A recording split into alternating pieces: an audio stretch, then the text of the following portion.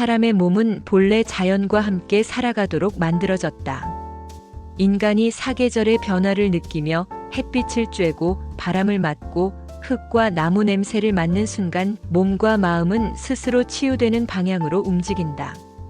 야외 운동은 단순히 실내에서 벗어나 운동하는 행위를 넘어 자연과 교감하며 신체적 정신적 균형을 회복하는 삶의 방식이다. 1. 야외 운동의 본질 자연 속에서의 움직임. 야외 운동이란 헬스장이나 실내 체육관이 아닌 자연 환경에서 행해지는 모든 신체 활동을 뜻한다. 산책, 조깅, 자전거, 등산, 트레킹, 맨손 운동, 요가, 마라톤, 캠핑 중 체조, 맨발 걷기 등 종류는 무궁무진하다. 핵심은 자연과의 상호작용이다.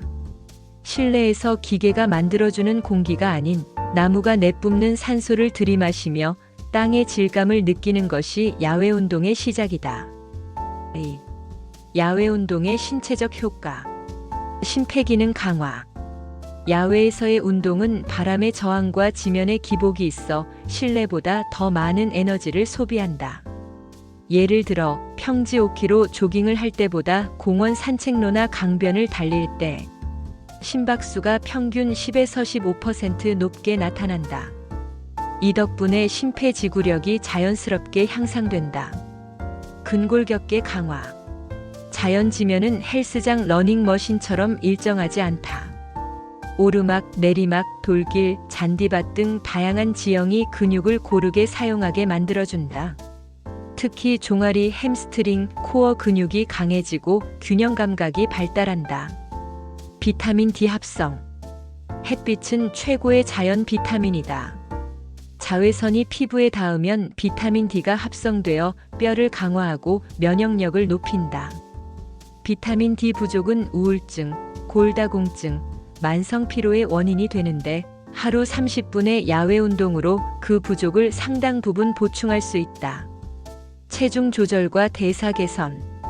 야외 운동은 심박수의 변화폭이 커서 지방 연소에 유리하다. 특히 아침 공기 속 산소 농도가 높은 시간대에 걷기나 자전거를 하면 체내 에너지 대사가 활성화되어 혈당 조절에도 효과적이다. 3. 정신적, 감정적 효과. 스트레스 해소와 마음의 안정. 자연의 색, 특히 초록색과 파란색은 인간의 시신경을 안정시키고 뇌의 긴장을 풀어준다. 도심 속에서 꽉 막힌 감정을 숲길을 걸으며 해소하는 이유가 바로 여기에 있다.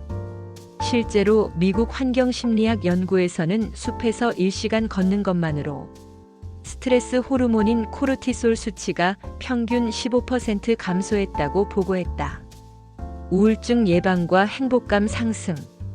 햇빛을 받으면 세로토닌과 엔도르핀 분비가 증가한다. 이 호르몬들은 행복 물질로 불리며 우울감을 감소시킨다. 비슷한 강도의 운동이라도 실내보다 야외에서 할 때 기분이 2배 이상 긍정적으로 변화한다는 연구도 있다. 창의력 향상. 자연 속에서 반복적이지 않은 시각적 자극을 받으면 뇌의 전두엽이 활성화된다.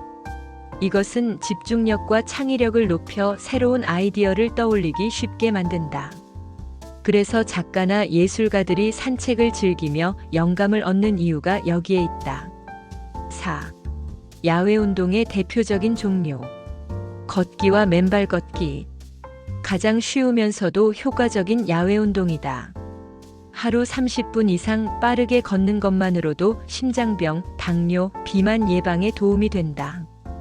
특히 맨발 걷기는 지면과의 직접 접촉을 통해 어싱 효과를 얻어 스트레스를 줄이고 혈류를 개선한다.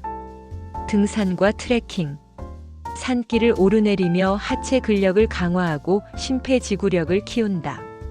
산의 고도에 따라 심장 박동수와 호흡이 달라져 유산소와 무산소 운동이 동시에 이루어지는 복합운동이다. 또한 정상에서 바라보는 풍경은 성취감 호르몬 도파민을 폭발적으로 분비시킨다. 사이클링 자전거. 무릎 부담이 적으면서도 체력 소모가 크다. 특히 강변도로, 숲길, 해안도로를 따라 달리는 것은 시원한 공기와 속도감 덕분에 매우 해방감을 준다. 30분만 타도 약 300kcal의 에너지를 소모할 수 있다. 야외 요가와 명상. 자연의 소리와 함께하는 요가는 몸의 긴장을 풀고 호흡을 깊게 한다. 바람, 새소리, 물소리를 들으며 명상하면 불안과 분노가 사라지고 내면의 평온을 찾을 수 있다. 달리기와 마라톤. 단거리 달리기부터 풀코스 마라톤까지 개인의 수준에 맞게 즐길 수 있다. 특히 도시 마라톤이나 산악 마라톤은 자연과 인간의 한계를 동시에 느끼게 해주는 대표적인 야외 운동이다. 캠핑 피트니스.